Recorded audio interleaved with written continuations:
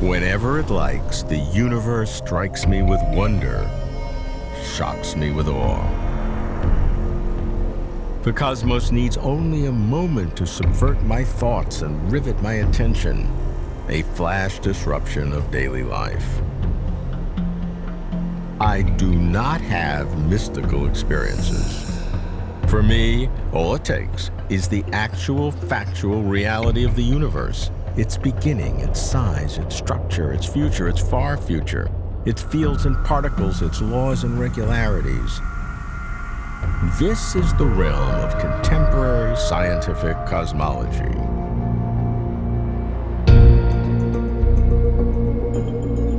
How to make sense of cosmology. How to see the big picture of the puzzle of the universe, piece together all the new discoveries. How to seek the fundamental nature of the cosmos. I hear of an emerging way of thinking called philosophy of cosmology. What is philosophy of cosmology? I'm Robert Lawrence Kuhn, and Closer to Truth is my journey to find out.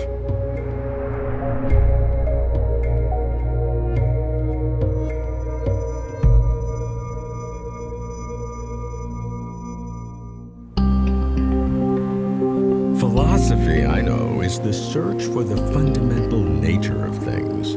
That's why philosophy of cosmology intrigues me. Can philosophy of cosmology elucidate the fundamental nature of the cosmos? When I find that a conference of cosmologists and philosophers will be held in Crete, Greece, I decide to attend. The idyllic shores distance me from my usual urban habitats, clearing my head, honing my quest. To begin, I seek out a philosopher of science at Rutgers who co-leads a major project on the philosophy of cosmology, Barry Loewer. Barry, I've been fascinated by cosmology my whole life, and I also love philosophy. I was really intrigued when I saw you were involved with the concept of a subfield, philosophy of cosmology. Plato and Aristotle and the whole tradition in philosophy have been interested in issues in philosophy of cosmology, from Leibniz and so on.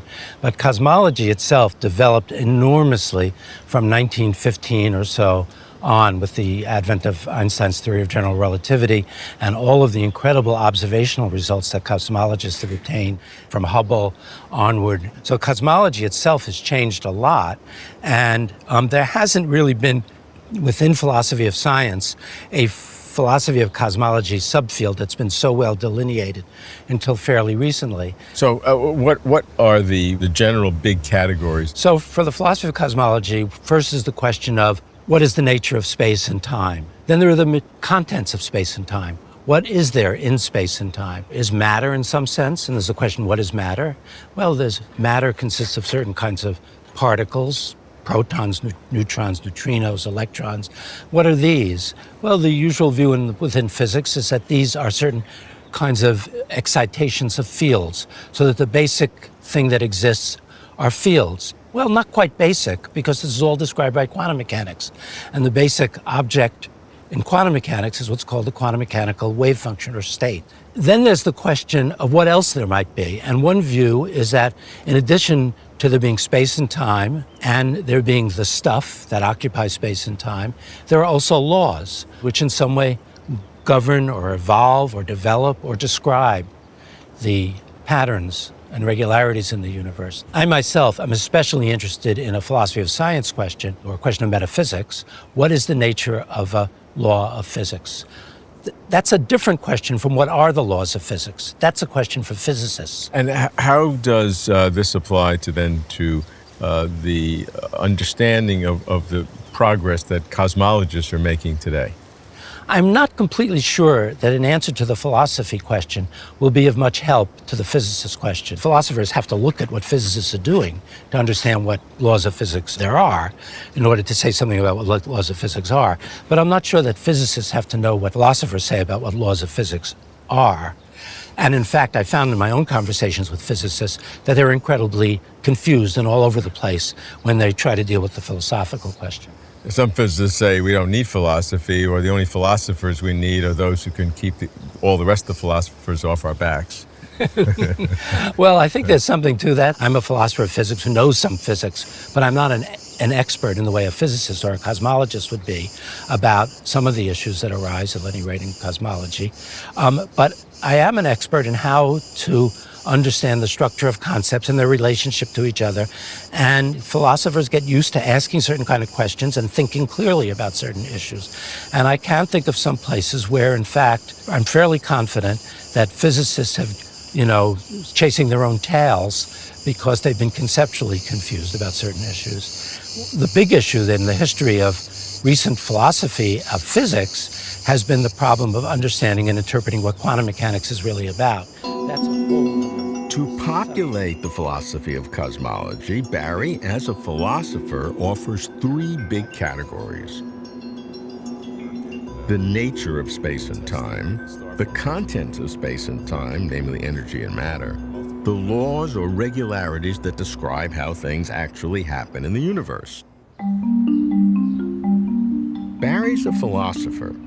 How would a cosmologist, the other end of the phrase, assess the philosophy of cosmology? I ask an astrophysicist who spent 25 years with the Hubble Space Telescope and who helped determine the expansion rate of the universe, Mario Livio. Mario, if we reflect on the so-called philosophy of cosmology in saying what are the implications of everything that we're learning in terms of human place in the cosmos or the nature of reality, what can we begin to say? What we have discovered in the past century or so is that from a physical perspective, our place in the cosmos has become smaller and smaller. It all started with Copernicus, who taught us that we're not the center of the solar system. Then we discovered that in the Milky Way galaxies, there are billions of other solar systems with planets roughly like ours. We now know about 2 trillion other galaxies than the Milky Way. And now we're even talking multiverse, that maybe even our entire universe is just one member of an ensemble of a huge number, almost infinite ensemble of universes. So from a physical perspective, our place has diminished and diminished. However, notice that from a philosophical perspective, at the same time, what has happened is that every sentence I said before actually represented a human discovery. When Copernicus found what he found, a human discovered that. Then Harlow Shapley discovered we're not at the center of the Milky Way. Then Hubble discovered there are other galaxies. Now we're talking multiverse. These are all human discoveries. In other words, as our universe expanded, it expanded just as fast as our intellectual horizons have expanded. So in that sense, we actually play a central role in this grand scheme of things. What are the implications of the discoveries in cosmology for traditional religious views, particularly from the Judeo-Christian tradition? I have friends who are very religious people, superb scientists. And I actually asked some of them, what is their view? All the people I talked to came back with the same answer, which was, I actually believe that everything that we see goes by the laws of physics. But who determined what the laws of physics are, that's where they bring in the deity. So to them, God determined what are the laws of physics, and then basically everything follows the laws of physics. How do you feel about that? I'm not a religious person myself, so to me, laws of physics are what the laws of physics are. It doesn't mean that somebody had to determine what those laws are. So to you, the laws of physics might be, as we call, a brute fact. There's something that's there that's unexplainable, and well, in that doesn't particular, bother you. If there is a multiverse, which is essentially infinite, it could in principle be that every combination of laws of physics is out there in one of these members of the multiverse. And then we, of course, find ourselves in one of those universes where the laws of physics allowed for our existence. But you still need a series of meta-laws to generate a multiverse to come to that conclusion. So you've just... You need certain level of assumption. So you've just changed the level of which you've asked the question, but it's the same question. That's true. It's the same question, you know, how did we get there? Yeah.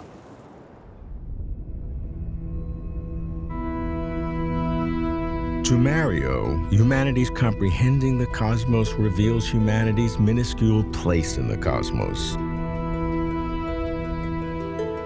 The final step, now taken by cosmologists, is a multiverse.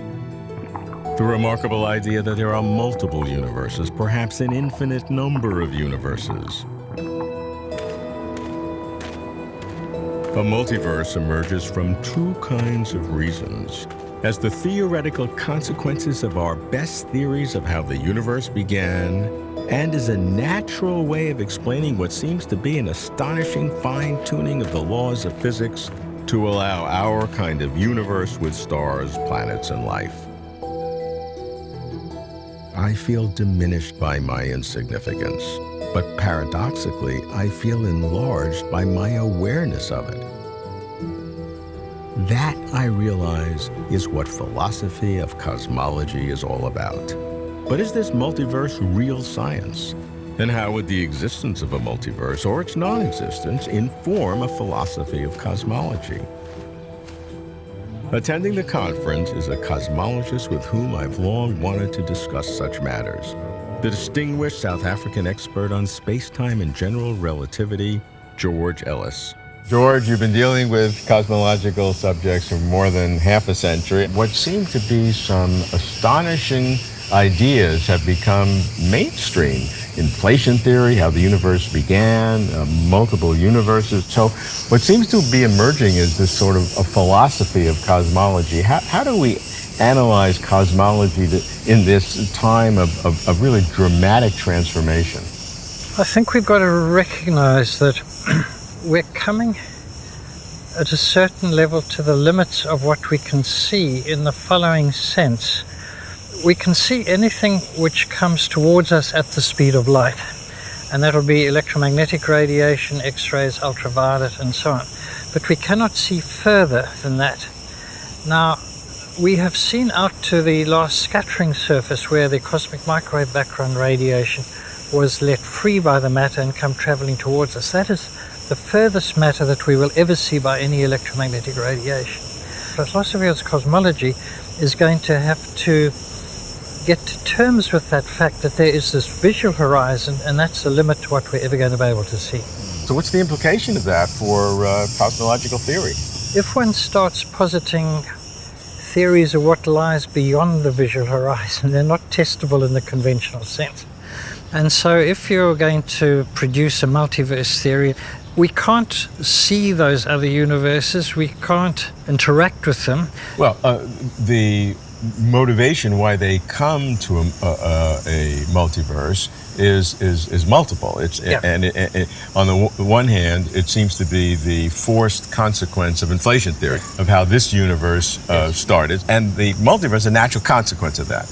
There's another motivation that seems to be driven by fine-tuning that says, how do you get fine-tuning? And that so there seems to be two independent ways of getting at the multiverse. Yes. So it's So the first one is through inflation, and I think it's important to understand that not all inflationary models lead to a multiverse. It's a subset which lead to them. Anyhow, the bottom line is that the fact that we have inflation makes a multiverse a possibility, but not a necessity. The second point is that the philosophical motivation is for fine-tuning, and particularly the cosmological constant. And very briefly, if the cosmological constant was very much bigger than it is, we wouldn't be here because structures wouldn't have formed. And so we want to explain why that should be the case. That is a philosophical justification. And so the question that cosmologists have to ask themselves is, if I have a philosophical justification for a theory such as the multiverse, does that prove it exists? And this takes us back to the roots of science. does philosophy prove the stuff about the real world? And I think we know the answer to that. Since the scientific revolution, we've known that you can have any theories you like, but you want to actually be able to test them. Right. We need to be careful with the multiverses, saying they're very attractive philosophically in many kinds of ways, but once you want to say they are an established part of science, you've got to produce some convincing proof, and for many multiverses it's basically not possible to get that proof. What you say is on the surface true. What do you do at that point? You can give up, which nobody wants to do. You can try to find other indications in our world. You can look for coherence. Which of the explanations that you can have seem to be the most simple? Yes. Occam's razor, that Yeah.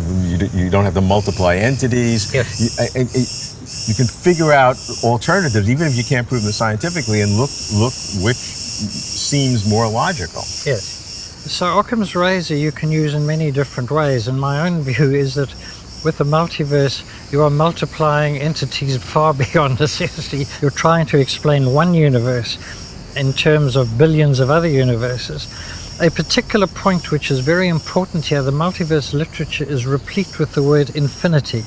Now, one thing I will say with total confidence is that any theory which talks about infinities of physical entities is not a scientific theory, because there isn't any possibility whatever of proving that an infinity of anything exists. Yeah, so what's your current position on this totality? I think in particular what we need to do is look for other ways of explaining the values of the constants. And if you get such a explanation, then you don't need any of this multiverse stuff to explain it. What I do think is we need to get more clarity on the philosophical issues, and I think it's a complete fallacy to think that the multiverse solves the fine-tuning problem, because all of those problems recur at the level of the multiverse. So I can produce for you a multiverse theory in which no universes allow life, or in which many universes allow life. And so your question is, where do the laws of physics for the multiverse come from? Where do the constants for the multiverse come from? Why are they tuned so as to allow life to exist? And so the multiverse does not solve any fundamental issues. The fundamental options are pure happenstance, it just happened to be that way. Inevitability, it had no other option to being that way. It is high probability, it was very probable it will be that way, which is basically the multiverse option. And then a design or intent kind of thing that somehow or other, something intended that it would be that kind of way. Now the physicists by and large don't like the last one because it's taking them outside the domain of physics. And their assumption is that physical causation is the only causation at work in the universe. Now, that is manifestly a false statement within the universe. Whether it applies to how the universe came into existence is a separate kind of issue. George questions a multiverse with two kinds of arguments. First, if a multiverse cannot be tested, how can it be counted as science? Second, how could a multiverse truly solve the fine-tuning problem, especially if it is burdened with infinities? Both questions exemplify the probative power of philosophy of cosmology. But what about the deep question of how the cosmos can develop and unfold, the nature of time? At the conference is a philosopher of science at Columbia, the co-director of the Philosophy of Cosmology project, and expert on the foundations of physics, David Albert. David, in order to understand cosmology, an understanding of the arrow of time is critical. You've talked about something called a past hypothesis to give us a really deep understanding of what this arrow of time means. How does that work? There's an enormously pervasive sense of there being a profound difference between the past and the future. And I think it's helpful to divide this temporal asymmetry into three broad categories. First of all, there are a whole bunch of ordinary physical processes: ice melting, soup cooling, smoke dispersing, so on and so forth, that we see happen in one direction but not in the other. We never see smoke collecting back into a cigarette. This is a category of asymmetries that's well summarized by the laws of thermodynamics. There's another category of asymmetries, so-called epistemic asymmetries. we have a very different kind of epistemic access. That is, we have a very different kind of capacity to know things about the past than we do about the future. If somebody says, I'm thinking of an occasion when an egg dropped on the floor and splattered in exactly the shape of Argentina, as chance would have it, we know, unless they're lying, they're talking about a past incident, not a future one. That's not the kind of thing we ever know about the future. And it's perfectly obvious to everyone that we know all sorts of things about the past. We can never at present know about the future. Good. Third, there's what's called a causal asymmetry. That is, we make our way around in the world with a very profound conviction to the effect that what we do now can affect the future, but can do absolutely nothing about the past. And it has been wondered for a long time if these asymmetries have anything to do with one another, and if they can be traced back to some deeper feature of the structure of the world. But in recent years, people have been able to formulate more and more precisely the hope that all of these asymmetries can be traced back to very special conditions that existed at the time of the Big Bang. That in particular, if you suppose that at the time of the Big Bang, a quantity called the energy of the universe had a very, very small value, that there's some hope that we can account for all of these phenomena, not merely the thermodynamic one, which has very directly and obviously to do with entropy, but also the epistemic asymmetry and also the causal asymmetry. And the epistemic and causal as well, to go back to the beginning of the universe? Yes, that's right. That's right. That's not intuitively obvious. It's not intuitively obvious at all, but it seems to me that it's because the initial entropy of the universe was so low that we can have things like records or photographs of past events, but not future events. And that by acting now, we can affect the future, but not the past. Okay, so go through that. Define entropy in the context of that differentiation. Entropy in thermodynamics is a measure of how many ways a certain state could be realized. That is, there's a cup of coffee in front of me now. There are a lot of particular arrangements of the atoms in this cup of coffee which would still count as a cup of coffee with the same temperature and the same volume and so on and so forth. What we mean by the entropy of a particular physical state is some account of how many different exact micro conditions would be compatible with that macro condition. It's been known for a long time that if the universe started out in low entropy, that would give a good account of why smoke spreads out but never recollects into a cigarette, of why ice melts but never refreezes in a warm room. Simplistically, order to disorder? That's right, order to disorder. What's a little bit more surprising is that this pattern of going from order to disorder can also provide an account why there could be such a thing as, say, a record or a photograph of a past event existing here in the present, but not a future one. What are the implications for cosmology as we looked from the beginning of the universe into what looks to now its ultimate dispersion trillions of years from now? Well, one of the things that's inherent in these kinds of considerations is that there is this very surprising consequence that things that look like very local features of our lives here on Earth, that I can affect the future by acting now, but not the past, that I can remember past events but not future ones. If you trace these back to the deepest level, you're really talking about cosmic scale features of the universe as a whole. Philosophy of cosmology seeks deepest levels of cosmic reality, asking fundamental questions about the universe. How to characterize and integrate the essential components of the cosmos: space-time, energy, matter, laws, regularities. How to articulate the minuscule place of humanity in the cosmos with humanity's penetrating understanding of how the cosmos actually works. How to assess the presumption of a vast ensemble of universes and whether physical causation is the only causation. How does the quantum world and the nature of time affect the universe, its beginning, evolution, structure, and future?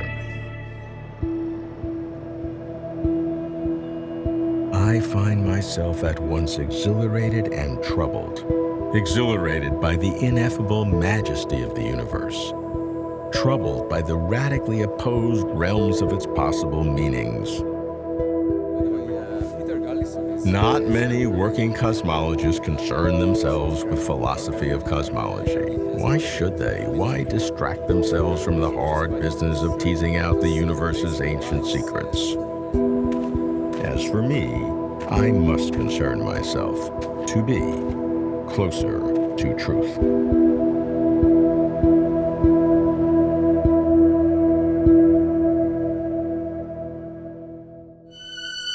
For complete interviews and for further information, please visit closertotruth.com.